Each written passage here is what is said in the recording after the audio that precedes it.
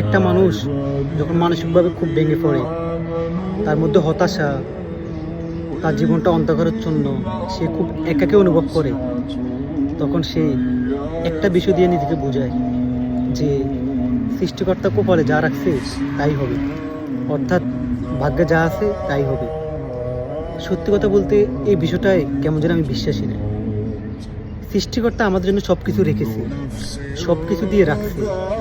এখন সেটা আমরা পাবো হচ্ছে আমাদের কর্মফলের উপর ভিত্তি করে।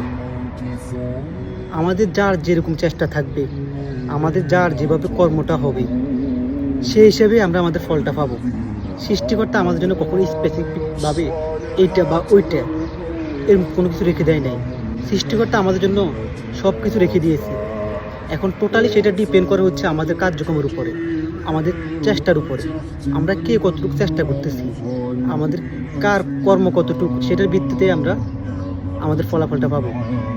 সো কখনো আল্লাহ যা করে ভালোর জন্যই করে, আল্লাহ কপালে যা রাখছে তাই হবে, আল্লাহ ভাগ্য যা রাখছে তাই হচ্ছে, এই বিষয়টা বলেই আপনি বসে থাকবেন, আরও হতাশা চলে যাবেন, এটা কখনো হতে পারে না। সৃষ্টিকর্তা বলেছে তুমি তোমার জায়গা থেকে চেষ্টা চালিয়ে যাও, তোমার চেষ্টা অনুযায়ী তুমি তোমার কর্মফলটা পাবে। তাহলে সেখানে ভাগ্য কেন তুমি দিবে?